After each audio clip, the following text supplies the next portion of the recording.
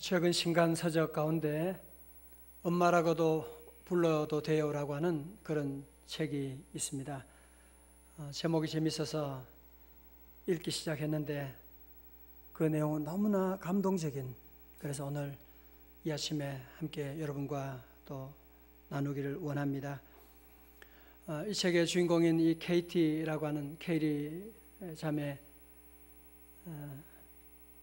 그는 처음 단기 선교를 떠날 때 나이가 19살 고등학생 때였습니다.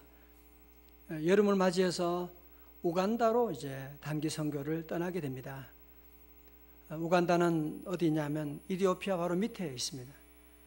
이디오피아가 어디 있느냐 물으신다면 우간다 위에 있겠죠. 그래서 그 밑에 이렇게 붙어 있는 우간다라고 하는 곳에 이제 단기 선교를 떠나게 되고, 그는 거기서 3주간 동안 단기 선교하는 동안에 거기서 너무나 놀라운 그런 하나님의 사랑과 도전과 감동을 받게 됩니다. 그래서 그는 다시 고등학교를 졸업하고 대학교를 가야 되는데 대학교를 가지 않고 다시 1년 단기 선교로 우간다를 또 떠나게 됩니다. 그는 인생의 참맛이 무엇인가 알고서 다시는 그는 그 옛날의 삶으로 다시 돌아갈 수 없는 그런 인생이 되고, 그는 우간다에서 1년 단기 선교하러 갔다가 그냥 거기에 머물게 됩니다. 그는 거기 있는 동안에 부모 없이 버려진 그런 많은 아이들 보면서 많은 부모들이 에이즈로 죽게 되고, 그래서 버려진 그런 수많은 아이들이 있는데 그 아이들에 대한 사랑이 자기 안에 꿈틀꿈틀거리게 되고 사랑에 빠지게 됩니다. 그러면서 그는 버려진 아이들을 하나하나 자기의 자녀로 입양하게 되는, 나이가 19살밖에 안 된 어린 소녀지만 거기에는 아이를 하나하나 입양해서 1명, 2명, 5명, 10명, 지금은 16명을 입양해 있는,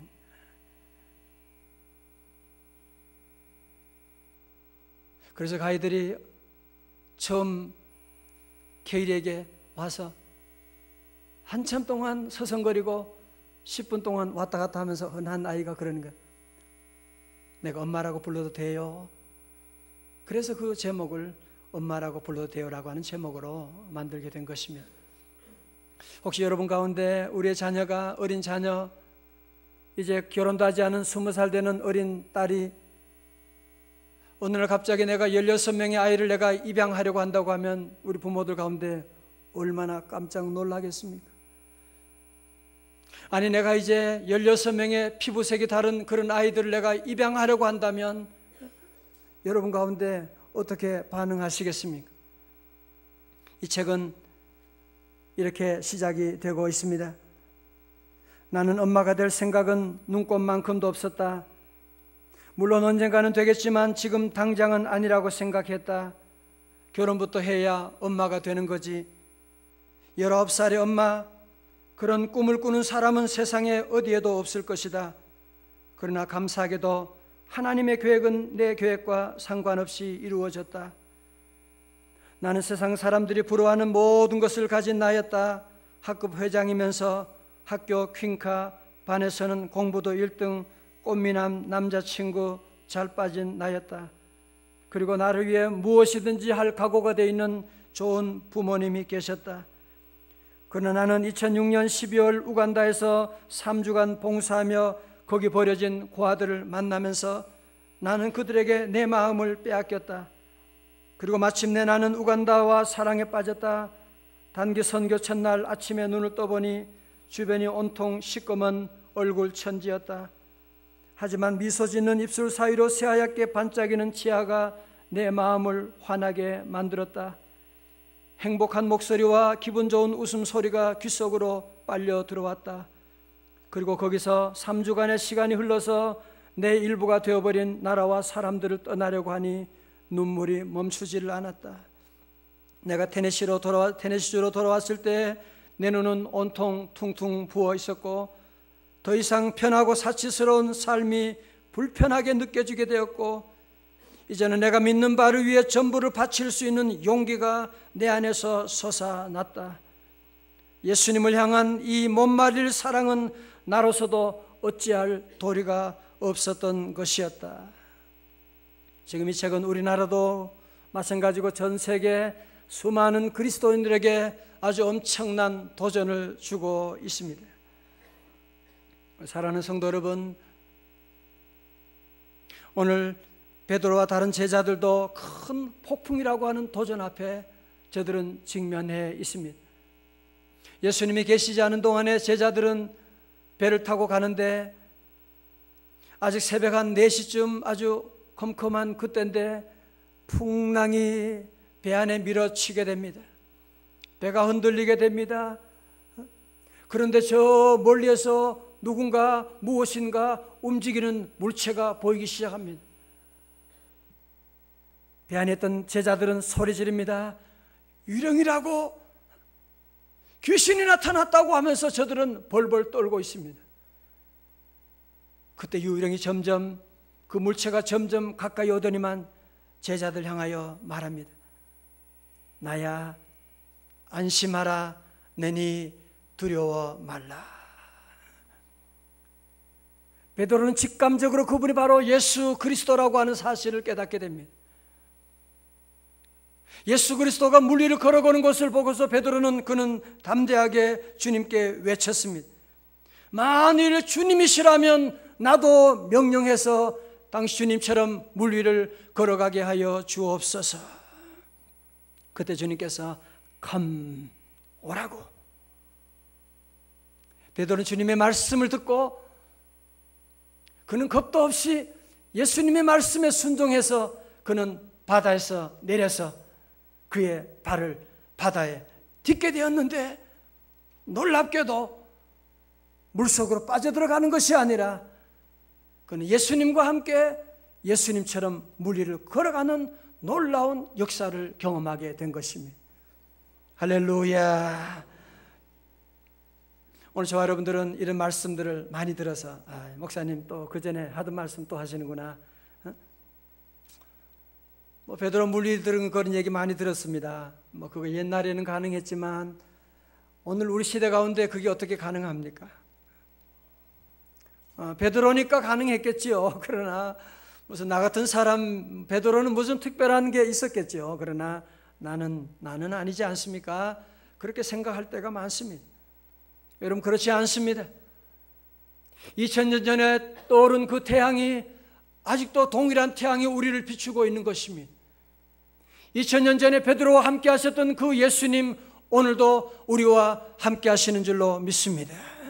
히브리서 13장 8절에 다 같이 봉독합니다. 시작.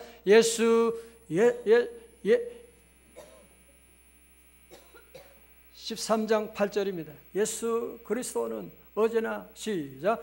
예수 그리스도는 어제나 오늘이나 영원토록 동일하시니라. 아멘. 할렐루야. 이 아침에 나온 우리 모든 성도들, 주님이 오늘 이 자리에 우리와 함께 하십니다. 우리를 도와주십니다.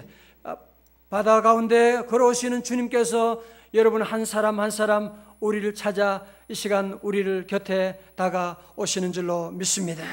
그러므로 오늘 주님께서 여러분의 우리의 삶 가운데도 물 위를 걸어가는 놀라운 기적을 베풀어 주실 줄로 믿습니다.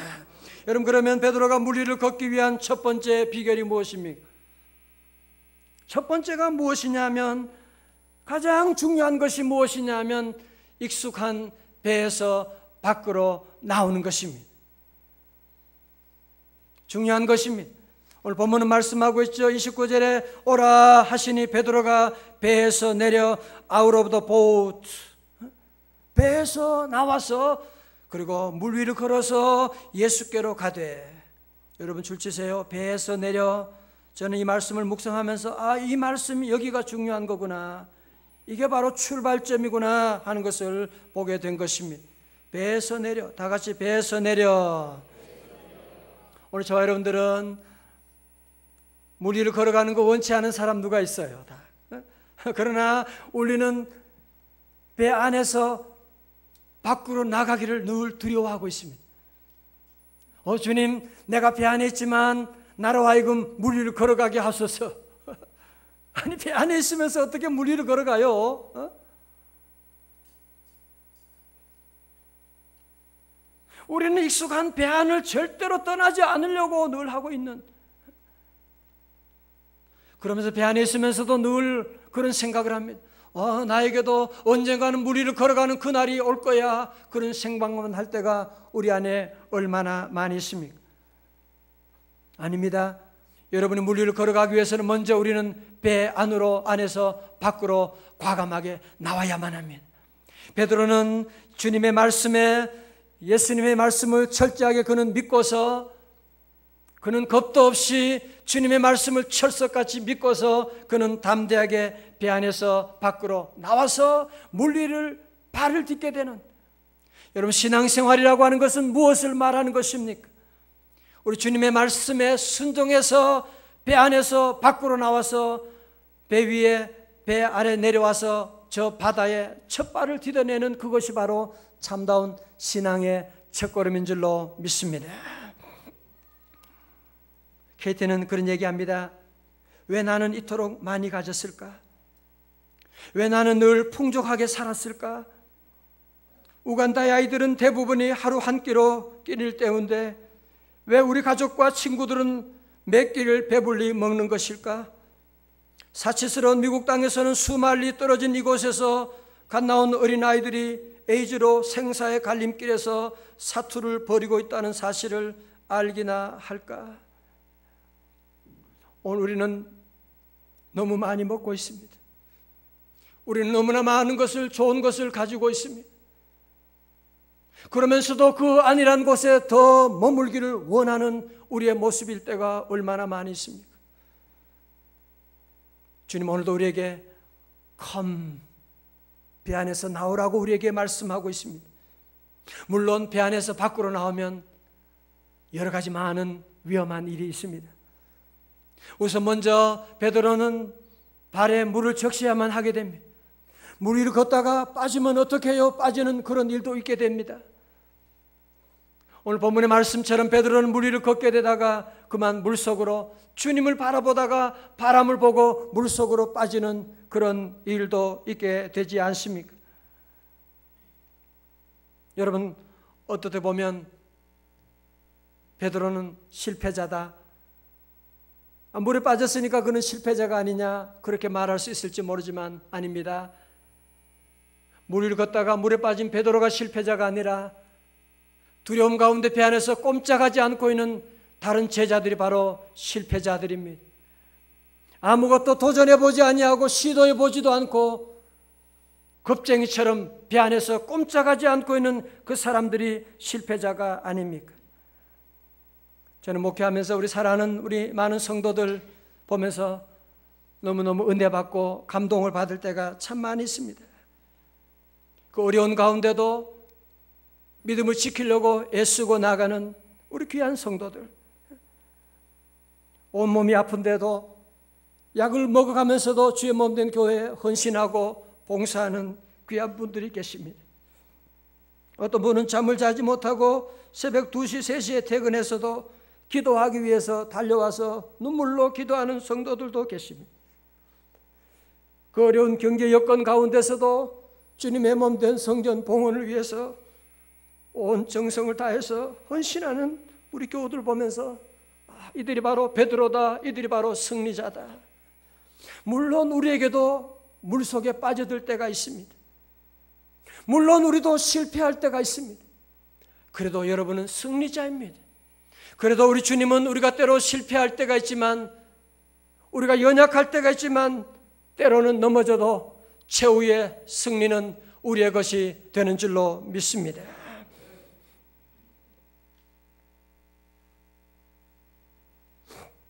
케이티는 고백합니다. 나는 언제나 안정이 보장된 배에서 내리는 편을 선택한다. 어떤 때는 아버지의 품으로 곧장 걸어간다. 하지만 겁이 나서 세상을 내다보다가 물에 빠져들 때가 나는 훨씬 더 많았다.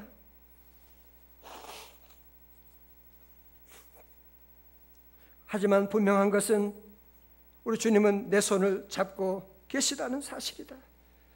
어떤 순간에도 그분은 결코 내 손을 놓지 않으실 것을 나는 믿는다. 아멘. 두 번째로 베드로가 물 위를 걷다가 빠지게 되면 어떻게 합니까? 우리가 신앙생활하면서 실패하지 않은 사람이 누가 있겠습니까? 다 실패하고 다 넘어질 때가 있습니다. 베드로도 실패하고 물속으로 빠져들어가게 되었습니다. 그러면 실패하면 어떻게 해야 됩니까? 30절에 베드로는 바람을 보고 무서워 빠져가는지라 소리질러 이르되 주여 나를 구원하소서. Lord save me. 저는 주님께 외쳐 기도했습니다. 무슨 얘기입니까? 우리의 삶 가운데 때로 실수할 때가 있습니다. 때로 우리도 물속에 빠져들 때가 있습니다. 지난 한 주간만 되도 돌아보면 우리의 삶 가운데 물속에 빠져든 부끄러운 우리의 모습들이 얼마나 많이 있는지 모릅니다. 그래도 여러분은 승리한 것입니다. 오늘 주님 앞에 나와 우리가 주님 앞에 주여 나를 구원하여 주옵소서 기도하면 우리 주님께서 즉시 오셔서, 저는 오늘 말씀 그 다음 절이 너무너무 좋아요. 우리 주님께서 베드로가 나를 구원하소서 하니까 뭐라 그래요? 예수께서 즉시 손을 내밀어 즉시 그를 붙잡으시며 이르시되 믿음이 적은 자여 왜 의심하였느냐 하시고 그를 건져 주시게 된 것입니다. 우리 성도들은 여러분이 우리가 배에서 나올 때도 우리는 기도해야 되지만 우리가 사는 동안에 때로 물속에 빠져들 때도 우리는 기도를 잊지 말아야만 합니다. 실패해서 인생이 끝나는 사람은 없습니다. 실패하지 않은 사람 우리 가운데 한번 얘기해 보십시오. 골프 선수 최경주 선수도 수많은 실패, 좌절, 어떤 데는 공이 그냥 엉뚱한 대로 저 멀리로 물에 빠질 때도 있고 모래사장으로 들어갈 때도 있고 다 우리의 삶 가운데 그럴 때가 있습니다. 우린 그럴 때 주님께 기도하면 됩니다. 주여 나를 구원하여 주시옵소서. 그러면 주님은 우리 곁에 계셔서, 주님은 절대로 멀리 계신 분이 아니십니다. 오늘 여러분 곁에 계신 분이십니다. 우리 주님은 임마누엘의 주님이십니다. 우리 곁에 계셔서 즉시 손을 내밀어서 우리 모두를 건져 주시는 줄로 믿습니다. 우리 그림 한번 보여줘봐요. 명 한번 보시게 되면 보세요. 주님께서 오셨어. 베드로가 물속에 빠져드는데 주님이 그 곁에 계셨다고 하는 놀라운 아름다운 그림이 아닙니까? 계속해서 아름다운 KT의 일기에 이런 내용이 있습니다. 이제 우리 집에서 지내는 아이는 15명으로 불어났다. 몸에 오에 걸린 아이들은 하루 2번씩 목욕을 해야 한다. 우리 딸들은 하루 1번씩 목욕을 하고 모두가 새끼 식사를 한다. 이것은 하루 23번의 목욕과 45번의 식사가 이루어진다는 이야기이다. 이쯤 되면 보통 일이 아니다. 하지만 우리는 이것이 하나님의 일이기에 늘 즐겁게 한다. 이 아이들을 먹이고 입히고 씻길 때마다 우리는 말 그대로 예수님의 손과 예수님의 발이 되는 것이다. 사랑하는 성도 여러분, 너무나 아름다운 KT 보십시오. 버려진 아이, 쟤들이 엄마라고 부르는 그 아름다움과 그의 모든 장래를 다 이 아이를 위해서 바치고 헌신하는, 그러면서 그 얼굴 아름다운 저 밝은 표정을 보십시오. 사랑하는 형제자매 여러분, 우리가 지금 우간다에 가서 저런 아이들을 돌볼 수가 없을지 모릅니다. 그러나 지금 우리 주변에 상처받고 버려진 어린 아이들이, 온갖 인터넷의 음란물에 유혹되어서 쓰러지고 있는 아이들, 온갖 중독에 빠져있는 우리 어린 자녀들이 우리 주변에 얼마나 많이 있는지 모릅니다. 사랑하는 성도 여러분, 여러분 가운데도 우리 자녀들 위해서 예수님의 손과 발이 되어서 우리 교회학교 어린아이들 위해서 내년도에 봉사하고 섬길, 이들이 앞으로 세계 미래를 변화시켜 나갈 우리 귀한 자녀들 위해서 여러분 한번 도전해 보지 않으시겠습니까? 케이트는 그의 책 60페이지에서 그렇게 얘기합니다. 아, 나는 복을 받았다. 내가 뭘 잘해서가 아니라 내가 섬기는 분이 은혜로우신 분이기 때문에 나는 넘치는 복을 받았다. 수많은 아이들이 엄마라고 소리 지르고 목욕시키고 먹이고 입히고, 저는 아이들 4명 키워도 하루도 조용한 날이 없습니다. 4명 가운데 늘 한 놈은 삐져 있어요. 사진 찍어보면 늘 하는 사람은 삐져 있고, 그런데 하물며 16명을 키웠다고 하는 거 생각하면 어떻게 주님이 함께 하시고 주님이 도와주시기 때문에 그 일을 하셨고, 나는 너무너무 행복합니다. 나는 복을 받았습니다. 우리 성도들도 배 안에서 머무르지 않고 배 밖으로 나와서 이 세상의 어려운 이웃들, 우리 사랑하는 자녀들 교육하고 가르치는 일에 도전하는 복된 여러분 다 되시기를 주님의 이름으로 축원합니다.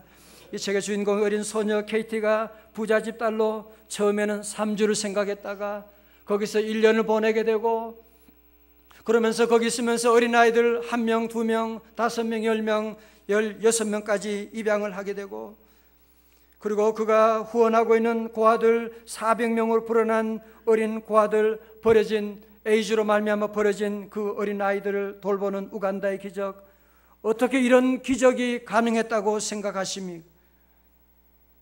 그가 뛰어났기 때문이 아닙니다. 그가 돈이 많았었기 때문이 아닙니다. 그가 젊어서이기 때문이 아닙니다. 한 가지 이유밖에 없습니다. 우리 주님이 함께 하셨기 때문인 것입니다. 주님이 도와주시기 때문인 것입니다. 오직 그는 지금도 주님이 함께 하시라고 하는 임마누엘의 그 신앙을 가지고 수많은 어린아이들을 돌보고 그런 아이들을 섬기는 사역을 감당해 나가고 있는 것입니다. 어느 날 아파서 케이티의 이름을 부르는 소녀가 있었습니다. 그 이름은 브렌다. 고열이 나고 있었습니다. 아이를 들쳐업고 병원으로 달려갔습니다. 의사들이 진단을 하더니만 너무 늦었다고, 끝났다고, 우리가 할 수 있는 아무런 조처가 없다고. 그러자 케이티는 자기가 업고 온 브렌다를 병상에 누이고 이런 기도를 하기 시작합니다. 하나님, 제가 보는 성경에 보면 예수님은 죽은 자도 살리시고 환자들의 병을 고치셨잖아요. 그 주님이 내 주님이시잖아요. 주님, 브렌다를 고칠 수가 없나요? 그녀는 한참 울다가 아이를 병원에 맡기고 집으로 돌아왔습니다. 며칠 후에 병원에서 연락이 왔습니다. 브렌다가 퇴원하게 된다고. 그래서 얼른 병원에 달려갔습니다. 어떻게 된 일이냐고. 그러자 병원의 의사분이 얘기합니다. 우리가 한 일은 아무것도 없습니다. 우리는 아무것도 할 수가 없었습니다. 아마 당신이 와서 기도했으니까, 당신이 눈물로 기도했으니까 당신의 하나님이 고치셨을 것입니다. 그날부터 케이티는 기도의 사람이 되어 그는 닥치는 대로 아이들을 부둥켜 안고 기도하기 시작합니다. 기도할 때마다 하나님이 함께 하시고 하나님의 놀라운 기적이 나타나게 되어서 병자를 고치며 그 수많은 사역을 넉넉히 감당하게 되었던 것입니다. 오늘 하나님이 우리와 함께 하십니다. 하나님이 도와주시면 오늘 여러분의 삶 가운데도 놀라운 기적이 일어날 줄로 믿습니다.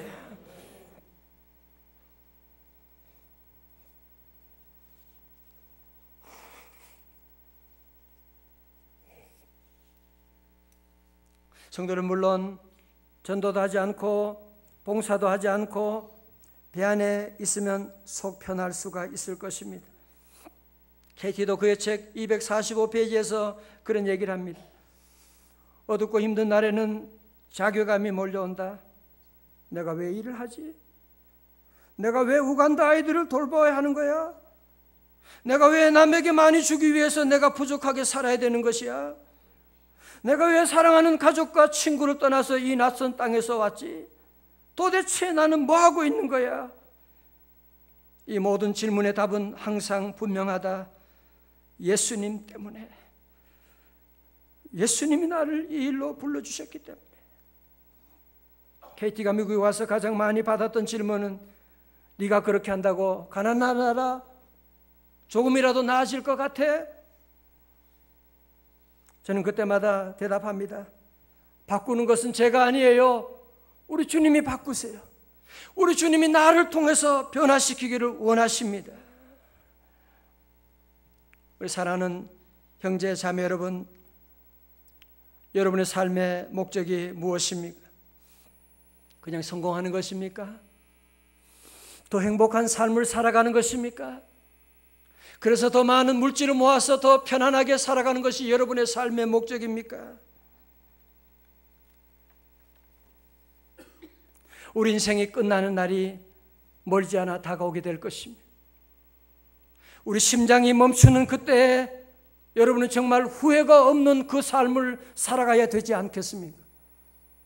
우리 인생이 끝났을 때, 우리가 주님 앞에 섰을 때 잘했다 칭찬받는 우리의 삶이 되어야 하지 않겠습니까? 목사님, 저는 이 책을 보면서 어린 소녀 KT 앞에 너무 부끄러웠습니다. 24살 난 어린 처녀가 16명의 아이들을 키우다니, 그게 얼마나 어려운 일인데 그렇게 기쁨으로, 즐거움으로, 감사함으로 그들을 섬기고 있는 모습을 보면서 나는 무엇을 하고 있는가? 아직도 배 안에서 머무르는 것을 좋아하면서 늘 주여 나로 하여금 물 위를 걸어가게 해달라고 기도하고 있는 이중적인 제 생활을 회개하게 되었습니다.